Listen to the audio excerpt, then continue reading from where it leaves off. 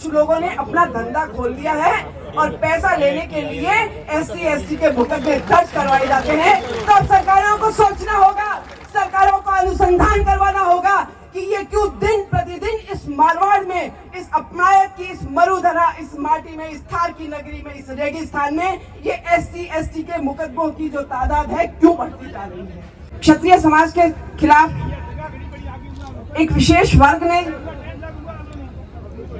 जो भाव पैदा किए हैं समाज के बीच में, नफरत पैदा करने की जो कोशिश की जा रही है, सर्व समाज की इस जाजम पर हम सब आपको बार-बार भरोसा दिलाते हैं कि क्षत्रिय समाज ने इतिहास से लेकर के वर्तमान समय तक जो सामाजिक सरोकार निभाए हैं, सर कटवाए हैं, धड़ लड़े हैं, हम उन्हीं क्षत्रियोचित गुणों को लेकर के इस सर्व समाज की पंच परमेश्वर की जाजम पर विराजमान हैं। और आज सर्व समाज की जो उपस्थिति है, निर्दोष को, बेगुनाह को गुनाह से बचा करके निर्दोष साबित करवाना और दोषी को सजा मिले, इसी भावना के साथ आप और हम यहाँ दूर दराज गांव और ढाणियों से आए हुए हैं।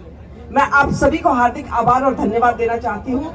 लेकिन आप सबकी उपस्थिति में और ये जो हमारे बीच में युवा बैठे हुए हैं, इनके माध्यम से मैं, चाहे वो केंद्र सरकार हो, चाहे वो राज्य सरकार हो, हम लोग आगाह कर देना चाहते हैं, हम लोग आपको चेतावनी देना चाहते हैं कि जो संविधान के द्वारा प्रदत्त ये अधिकार दिए गए हैं, जो संविधान ने आरक्षण नामक जो एक व्यवस्था दी है, आज उस तरह का, उस हथियार का जिस तेज गति से दुरुपयोग हो रहा है, उसको सोचने वाली बात है। उस पर आपको और हमको मिलकर के कोई निर्णय लेना होगा, नहीं तो आम आदमी का जीना दुश्मन हो गया है।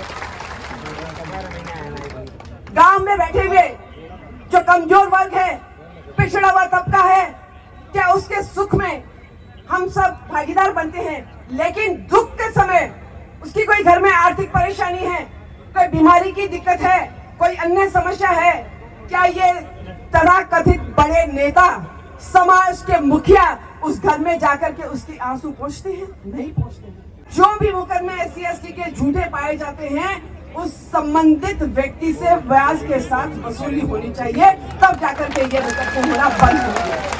और इसके लिए आज जो इतनी बड़ी संख्या में युवा बैठे हुए हैं, मैं आप युवाओं से कह देना चाहती हूँ, आप सबसे मैं आह्वान करती हूँ, अब आपको जागना होगा। अब आपको अधिकार, आपके मौलिक अधिकार जो संविधान ने आपको दिए हैं, कर्तव्य तो आप और हम निभा रहे हैं। क्या हमने कर्तव्य को बेहतरीन तरीके से निभाने का ठेका लिया है? क्या गर्दन हम कटवाएंगे? जब अन्याय होगा तो संरक्षण हम देंगे, लेकिन झूठे आरोप लगा करके किसी निर्दोष व्यक्ति को फंसा देना, और ये समाज, ये जाति, पूरा इलाका ये चाहता है कि पुलिस प्रशासन हमारी रक्षा करे। पुलिस प्रशासन किस तरीके से रक्षा करेगा? जब पुलिस के अधिकारी दबाव में इस तरीके से काम करेंगे तो जनता को और निर्दोषियों को हमेशा फंसना होगा, और जनता वो प्रताड़ना झेलेगी, और जनता जनार्दन को हमेशा कष्ट और पीड़ा उठानी पड़ेगी, उन्हें न्याय नहीं मिलेगा। इसलिए पुलिस प्रशासन के द्वारा मैं सरकार तक अपनी ये बात पहुंचाना चाहती हूँ कि आज ये जो सर्व समाज यहाँ पर इस पंच परमेश्वर की जाजम पर बैठा हुआ है, वो इसीलिए यहाँ पर आया है कि ये जो आरक्षण रूपी हथियार है, ये SC ST के जो कानून सरकार ने बनाए हैं, जो संविधान ने बनाए हैं, इन कानूनों पर पुनर्विचार की जरूरत है, और सरकार को और प्रशासन को पुनर्विचार करना होगा, कानूनों में बदलाव करना होगा। ये आप सब सर्व समाज की जो उपस्थिति है वो तय करे, और हमें एक नया आंदोलन छेड़ना होगा इन कानूनों के पुनर्विचार के लिए।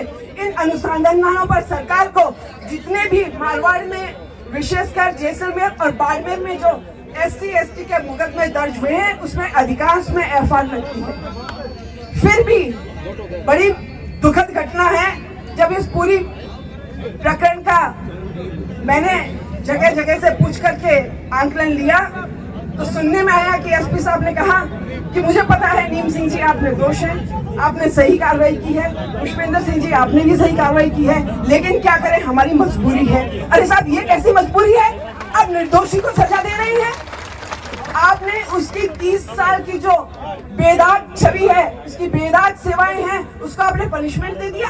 ये आपकी क्या किस तरीके का न्याय है? हम क्या उम्मीद करें कि ये पुलिस प्रशासन, ये गूंगी बहरी सरकार आपको और हमको न्याय देगी? वो समय याद कीजिए जब गांव में पंच परमेश्वर की जाजम पे बैठ करके निर्णय होते थे। हमारे बड़े बुजुर्ग गांव में बैठ करके निर्णय करते थे और सर्व समाज, सभी जाति के लोग उस निर्णय को स्वीकार करते थे और वो निर्णय बहुत बड़ा एक ऐतिहासिक निर्णय होता था। और वही कारण है कि आज भी लोगों में कहीं भी जब विवाद होता है तो एक ही आवाज आती है कि ठाकुर साहब की कोठरी में चलते हैं, वहां हमें न्याय मिलेगा। ये आज सर्व समाज की, और इस रमजान के पवित्र मौके पर हाजी साहब ने जो आकर के आपकी हमारी बैठ दी है, उसने तय कर दिया है कि हम पहले भी न्याय प्रिय थे, आज भी हैं और भविष्य में भी रहेंगे। लेकिन मेरा इस मंच से पूर्ण पुरजोर शब्दों के साथ ये निवेदन है सरकारों से कि आप इस आरक्षण रूपी व्यवस्था और SC/ST का जो कानून है, इसके ऊपर पुनर्विचार करें और ये जो मुकदमा दर्ज होने पर जो कानूनी सहायता के रूप में और उनको आर्थिक जो सहायता प्रदान की जाती है, उसका दुरुपयोग रोकिए, उसकी तह में जाइए, उसके पीछे अपने जो भी, चाहे आपकी IP है, चाहे इंटेलिजेंस है, वहां से जांच करवाइए। और जो तथाकथित कुछ बड़े नेताओं ने ये जो धंधे खोल के रखे हुए हैं, उसमें आप पहुंच करके इन धंधे को बंद कीजिए, ये दुकानदारियां बंद कीजिए, ताकि ये सर्व समाज एक जाजम पर सामाजिक सरोकार के साथ, अपने संस्कारों के साथ, ये सनातनी परंपरा है। एक गांव में जो 36 कौम मिलकर के रहती है, हमारे पूर्वजों ने सभी जातियों को गांव में एक जाजम पर बैठने का जो हौसला और विश्वास दिलाया था, उसी हौसले को बनाए रखना है। उस हमारी सामाजिक सरोकार निभाने की परंपराओं को, हमारे संस्कारों को, हमारे सनातनी जो धर्म है, उसको निभाने के लिए जरूरत है आपका, हमका। ये जितना आज जोश और जुनून है, इस जोश और जुनून के साथ मैं युवाओं से कहना चाहती हूँ, आपका अनुशासन, आपकी कर्मठता, और भगवान कृष्ण ने कहा है, बिना किसी भाव के, बिना किसी वैमनस्यता के आप अपना कर्म कीजिए, फल आपको जरूर मिलेगा। आप सभी ने यहाँ पधार करके आज न्याय के लिए जो हमारे पुलिस के अधिकारी हैं, चाहे वो पुष्पेंद्र सिंह आडा हैं, चाहे वो नीम सिंह जी भाटी हैं, उन दोनों के साथ न्याय हो। इस न्याय की आवाज को पुरजोर समन और आवाज बुलंद करने के लिए वो सरकारों तक पहुंचे, उनको न्याय पहुंचे मिले। इस भावना को आपने आवाज देने के लिए यहाँ पर अपनी उपस्थिति दर्ज कराई और यहाँ पर आज शाम तक ये धरना प्रदर्शन जारी रहेगा। इसके बाद में हमारे मुखियागण जो भी निर्णय लेंगे, आप और हम सब मिल करके संयम के साथ, साहस के साथ, एक अच्छे सकारात्मक सोच के साथ आगे बढ़ेंगे। निश्चित रूप से आपका सहयोग साथ रहेगा तो हमें न्याय मिलेगा। जय हिंद, जय भारत।